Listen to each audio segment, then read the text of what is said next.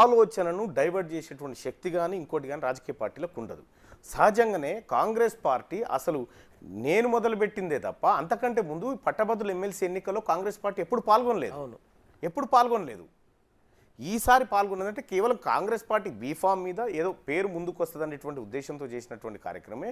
దీని ప్రక్రియ అంతా ఓటు ఎన్రోల్ దగ్గరనే ఉంటుంది. ఈ ఓటు ఎన్రోల్ దగ్గర నుంచి అనేక దఫాలుగా మా గౌరవ మంత్రి గారు అలానే నామినేషన్ వేసే రోజు గౌరవ మంత్రి గారు దగ్గరుండి చాలా కార్యక్రమాల్లో పాల్గొన్నాడు. ఆయన ఉత్సాహపరిచిండు, కార్యకర్తలను కూడా పనిచేయాలని చెప్పి గట్టిగా చెప్పిండు. కేవలం మా మధ్య పార్టీలోని నాయకుల మధ్య వైషమ్యాలు సృష్టించడానికి పుట్టేటువంటి పుకార్లు తప్ప గౌరవ మంత్రి గారు కోమటిరెడ్డి వెంకటరెడ్డి గారు ఆయన ప్రతి క్షణం నల్గొండ జిల్లాలో జరుగుతున్నటువంటి ఎన్నికల ప్రక్రియను ఎక్కడికప్పుడు అబ్జర్వ్ చేస్తూనే ఉండు, అధికారులతోని ఆ తర్వాత కార్యకర్తలతోనే మాట్లాడుతూనే ఉన్నాడు.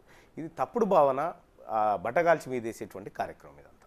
గతంలో మీరు ఎమ్మెల్సీగా పోటీ చేసి ఓడిపోయారు. అప్పుడు మీకు ప్రత్యర్థిగా కోదండరాం ఉన్నారు, అప్పుడు పల్లారాజేశ్వరరెడ్డి గెలిచిన పరిస్థితి. ఈసారి విభిన్న పరిస్థితులు, మీతో పాటే కోదండరాం నడిచిన పరిస్థితి అంటే ఎలా ఉంది?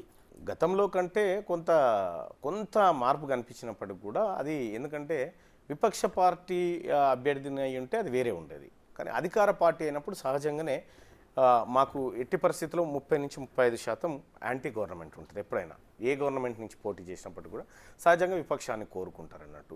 సో పోయినసారి నేను విపక్షంలో ఉన్నాను కాబట్టి అప్పుడు నేను ఇండిపెండెంట్గా పోటీ చేసిన దాదాపు 1,49,000 ఓట్లు వచ్చినాయి. ఈసారి ఈ ప్రభుత్వము ఈ పార్టీ టికెట్ ఈ వర్గాలన్నిటితో కూడా దాదాపు 1,50,000 ఓట్ల దాకా సంపాదించడం జరిగింది. అయితే అప్పటికి ఇప్పటికీ తేడా లేకపోయినప్పటికీ కూడా అదనపు బలం యాడ్ అయిన తర్వాత సో మేము ఫస్ట్ ప్రియారిటీ ఓట్లతోనే గెలవాల్సిందే. కాకపోతే జరిగిన పొరపాటు ఏంటంటే ఇన్వాలిడ్ ఓట్ల వల్ల మాకు రావాల్సినటువంటి ఓట్లన్నీ అక్కడ చెల్లకుండా పోవడం వల్ల కొంత ఇబ్బంది జరిగింది. అయినప్పటికీ కూడా అందరి సహాయ సహకారాలతోటే ఈ కార్యక్రమం జరిగింది. తెలంగాణ రాష్ట్రంలో మొన్న పార్లమెంట్ ఎన్నికల్లో కాంగ్రెస్ 8, బీజేపీ 8 సీట్లు సాధించిన పరిస్థితి.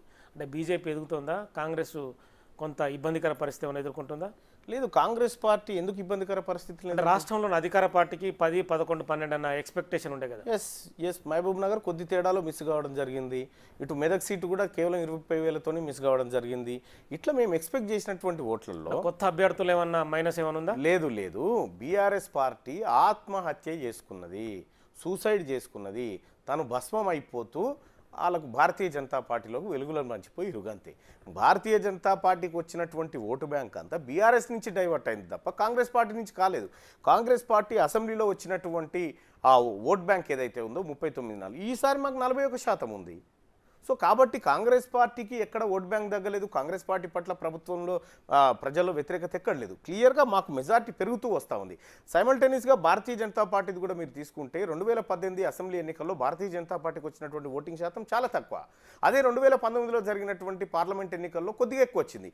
ఆ తర్వాత జరిగినటువంటి మొన్నటి అసెంబ్లీలో తగ్గింది, మళ్ళీ ఇప్పుడు పార్లమెంట్లో మళ్ళీ పెరిగింది. అంటే కేవలం పార్లమెంట్ ఎన్నికల్లో మాత్రమే కొంత పర్ఫార్మెన్స్ చూపించేటువంటి పరిస్థితి భారతీయ జనతా పార్టీకి ఉంటుంది. రేపు స్థానిక సంస్థల ఎన్నికలు వస్తూ ఉన్నాయి. స్థానిక సంస్థల ఎన్నికల్లో గ్రాస్ రూట్ లెవెల్లో కింద గ్రామాల స్థాయిలో భారతీయ జనతా పార్టీ కనిపించగలుగుతుందా? అక్కడ ఉన్నటువంటి వ్యవస్థ ఎంతవరకు బలంగా ఉంది? కాబట్టి ఏంటంటే కేవలం అర్బన్ ఓట్లను ఆకర్షించారు. అంతవరకే. అది కూడా భారతీయ జనతా పార్టీకి పోలైనటువంటి ఓట్లు బీఆర్ఎస్ పార్టీ కనుక తన ఓటు షేర్ను తను తీసుకోగలిగితే కాంగ్రెస్ పార్టీ ఈజీగా 14-15 స్థానాలు కొట్టేది. ఇక్కడ ముఖ్యమంత్రి గారు అన్నట్టుగా బీఆర్ఎస్ పార్టీ తన ఓటు షేర్ను బలిపెట్టి భారతీయ జనతా పార్టీకి లబ్ధి చేకూర్చేటువంటి కార్యక్రమం చేసింది. కాబట్టి ఇలా కొంత కాంగ్రెస్ పార్టీ అనుకున్న దిశగా కాకపోయినా మంచి రిజల్ట్ సాధించింది. రైతు రుణమాఫీ, రైతు బంధు లాంటి ఏమన్నా ఏవైతే అవి ఉన్నాయో ఆ పథకాలు ఏమైనా దెబ్బతీసాయా? ఎక్కడ ఏం లేదు. అంటే ఆగస్టు 15కి వేస్తానని చెప్పి ముఖ్యమంత్రి ప్రకటించారు. ముఖ్యమంత్రి గారు చెప్పారు కాబట్టి ముఖ్యమంత్రి గారు ఆ ప్రకటన చేసిన తర్వాత ఆ ఎన్నిక జరిగింది. ఆ ఎన్నిక అయిపోయిన తర్వాత రైతు బిడ్డలు గ్రాడ్యుయేట్స్ నాకు ఓటేసినారు, నన్ను గెలిపించినారంటే ముఖ్యమంత్రి గారు చెప్పినటువంటి మాటను ప్రజలు విశ్వసించినారు. ఆగస్టు 15 లోపల 2 లక్షల రూపాయల రుణమాఫీ చేసి తీరుతాం ఈ రాష్ట్ర ప్రభుత్వం చేయబోతా ఉంది. ప్రజలకు ఇచ్చినటువంటి మాట నిలబెట్టుకోబోతా ఉంది. బీఆర్ఎస్ పార్టీ పూర్తి సైలెంట్కు కారణం ఏమని చెప్పచ్చు? ఇంకా ఏముంది, బీఆర్ఎస్ పార్టీ తనకు తాను అదృశ్యం అవుతా ఉంది.